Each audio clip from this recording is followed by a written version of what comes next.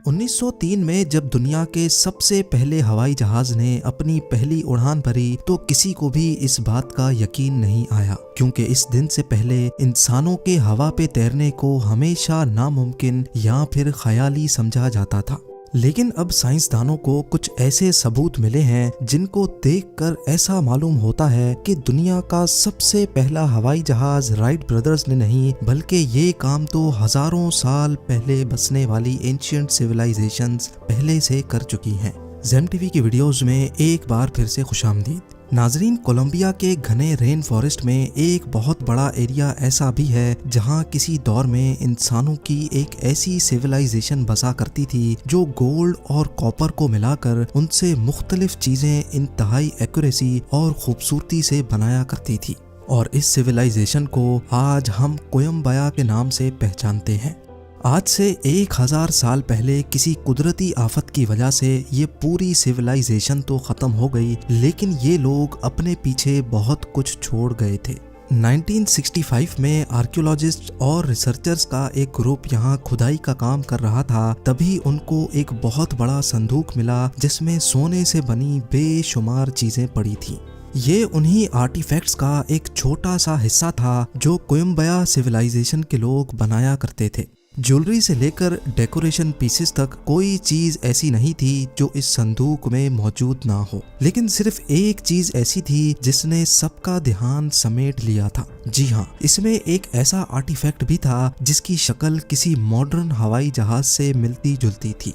हजारों साल पहले उस दौर में हवाई जहाज तो हुआ नहीं करते थे, इसी वजह से इसको देखते ही सबका ख्याल था कि शायद ये किसी उड़ने वाले इंसेक्ट या परिंदे का गोल्ड से बना मॉडल है। लेकिन कुछ तो था इस मॉडल में जो अनकरीब सबको हैरान और परेशान करने वाला था। जब इस मॉडल को डिटेल्ड स्टडी के लिए एरोडायनामिक्स एक्सपर्ट्स तक पहुंचाया गया तो आखिरकार इस पहेली की गुत्थियां एक एक करके सुलझने लगी। ये जाना गया कि इस मॉडल का डिजाइन परिंदों और उड़ने वाले इंसेक्ट से काफी ज्यादा मुख्तलिफ है, क्योंकि दुनिया में कोई एक भी ऐसा परिंदा नहीं है जिसकी दुम सीधी खड़ी हो जैसा कि इस मॉडल की देखी जा सकती है। ये दुम, जिसको इंजीनियरिंग की जबान में रडर कहा जाता है, ये मॉडर्न एयरक्राफ्ट्स का एक अहम तरीन हिस्सा होता है जो हवाई जहाज की डायरेक्शन को कंट्रोल करता है।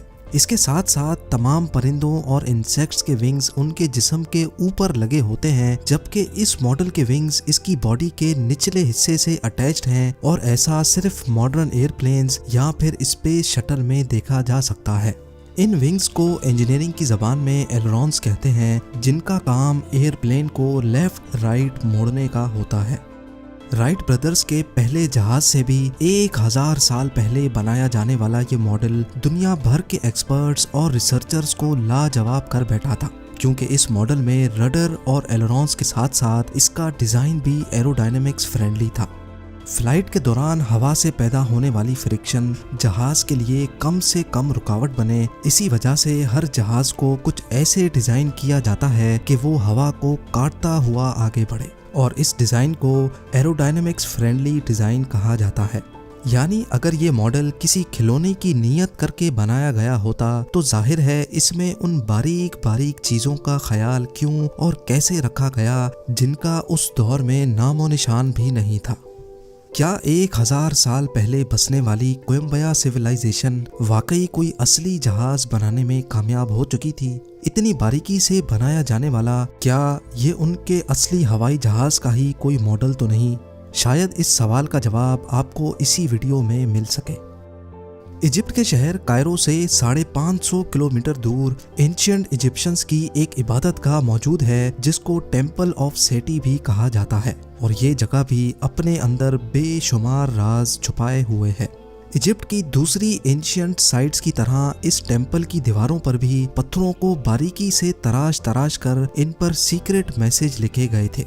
इस राइटिंग को हायरोग्लिफिक्स कहा जाता है, जो यहाँ रहने वाले लोग और राज करने वाले बादशाहों की जिंदगी और मौत के बारे में काफी कुछ बताती है। इस टेम्पल में 2000 साल पहले बनाए गए इन हायरोग्लिफिक्स में कुछ ऐसे पोशीदा पैगामात भी लिखे गए थे जिनको शायद आज हम तक पहुंचाने के लिए छोड़ा गया था। इजिप्टोलॉजिस्ट डॉक्टर रूथ होवर यहाँ एक रिसर्च के मकसद से इन हायरोग्लिफिक्स की फोटोज ले रही थी। तभी उनको अपने पैरों के नीचे कुछ महसूस हुआ। उन्होंने देखा कि हायरोग्लिफिक्स का एक छोटा किनारा टूटकर इनके पैरों के नीचे पड़ा हुआ था, लेकिन उनको इस बात का बिल्कुल भी इल्म नहीं था कि पत्थर का ये किनारा साइंस की दुनिया में हलचल मचाने वाला है। जी हाँ, जब डॉक्टर रूथ होवर ने वो किनारा उठाकर वापस हायरोग्लिफिक्स के उस हिस्से पे रखा तो सारी चीज खुलकर सामने आ गई। दीवार पर कुछ ऐसी चीजें बनी थीं जिसको आज हम मॉडर्न टेक्नोलॉजी कहते हैं। एक मॉडर्न एयरप्लेन जिसमें वाज़े तौर पे रडर भी देखा जा सकता है। हेलीकॉप्टर की शेप जो आजकल के मॉडर्न वॉर हेलीकॉप्टर से मिलती जुलती है। साथ साथ इसमें मॉडर्न यॉट और उसके नीचे बनाई गई सबमरीन का नक्शा भी साफ साफ देखा जा सकता है। हायरोग्लिफिक्स के इस छोटे से हिस्से ने इजिप्टोलॉजिस्ट, रिसर्चर्स और साइंसदानों को पूरी तरह से हैरान और परेशान छोड़ दिया है, क्योंकि जो टेक्नोलॉजी बने अभी 200 साल भी नहीं गुजरे हैं, वो 2000 साल पहले एंशिएंट इजिप्शियंस को इंतहाई बारीकी से कैसे मालूम पड़ी। बात अभी यहाँ खत्म नहीं हुई। रिसर्चर्स का मानना है कि इस तस्वीर में हेलीकॉप्टर, यॉट, प्लेन और सबमरीन तो वाज़े तौर पे देखी और पहचानी जा सकती हैं, लेकिन इनके आसपास बनी ये दूसरी चीजें आखिर हैं क्या? क्या ये आने वाले वक्त की कोई ऐसी टेक्नोलॉजी है जो हमने आज तक नहीं देखी, या फिर ये टेम्पल ऑफ सेटी में पाया जाने वाला जीता जागता सबूत इस बात की निशानी है कि एंशिएंट इजिप्शियंस के पास ये सब चीजें मौजूद थी। मॉडर्न टेक्नोलॉजी की बात सिर्फ टेम्पल ऑफ सेटी तक ही महदूद नहीं है। इजिप्ट के सबसे पुराने पिरामिड, जिसको डिजोजर भी कहा जाता है, उसके पास एक टूम्ब है जहां से आर्कियोलॉजिस्ट को एंशिएंट इजिप्शियंस के बनाए हुए काफी सारे शो पीस मिले थे। इन शो पीसेस में 2000 साल पुराना एक लकड़ी से तराशा हुआ ऐसा नमूना भी था जिसकी शक्ल किसी परिंदे जैसी लगती थी। एक्सपर्ट्स का मानना है कि बज़ाहिर तो ये मॉडल किसी परिंदे का लगता है, लेकिन जब इस पर मजीद रिसर्च की गई तो एक के बाद एक मिस्ट्री जन्म लेती गई। इसका एरोडायनेमिक डिजाइन और इसके विंग्स की लोकेशन देखकर ये कहना गलत नहीं होगा कि इसकी कई प्रॉपर्टीज आजकल के मॉडर्न एयरक्राफ्ट से काफी ज्यादा मिलती हैं। एक्सपर्ट्स के इन दावों को साबित करने के लिए मॉडर्न टेक्नोलॉजी के जरिए बज़ाहिर दिखने वाले परिंदे के इस नमूने का फ्लाइंग टेस्ट करना जरूरी था। साइमन सैंडरसन, जो कि एक एरोडायनेमिक्स एक्सपर्ट हैं, उन्होंने इस मॉडल की हूबहू कॉपी तैयार की जो कि ओरिजिनल मॉडल से 5 गुना बड़ी थी। जब लैब में इस मॉडल का फ्लाइंग टेस्ट किया गया तो नतीजा देखकर साइमन काफी ज्यादा हैरान थे। मॉडल पूरी तरह से एरोडायनेमिक तो था, लेकिन इसमें एक बहुत अहम चीज मिसिंग थी। जी हाँ, जहाज को टेक ऑफ और लैंडिंग के लिए टेल की जरूरत होती है और ये टेल इस मॉडल में मौजूद नहीं थी। लेकिन हैरत की बात तो ये है कि जिस जगह टेल लगी होनी चाहिए थी उस जगह से मॉडल का एक छोटा हिस्सा टूटा हुआ दिखाई देता है। ये टूटा हिस्सा इस बात की निशानी है कि शायद इस मॉडल को बनाने वाले ने इसमें टेल लगाई थी, लेकिन किसी वजह से ये टेल अब टूट चुकी है। साइमन ने फ्लाइंग मॉडल में अपनी तरफ से टेल फिट की और एक बार फिर से उसको सिमुलेटर पे फ्लाई किया।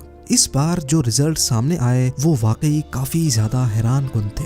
मॉडल बिल्कुल असली ग्लाइडर की तरह हवा पे तैर रहा था, जो इस बात का सबूत था कि 2000 साल पहले बनाया गया ये मॉडल उड़ने के लिए बिल्कुल परफेक्ट था।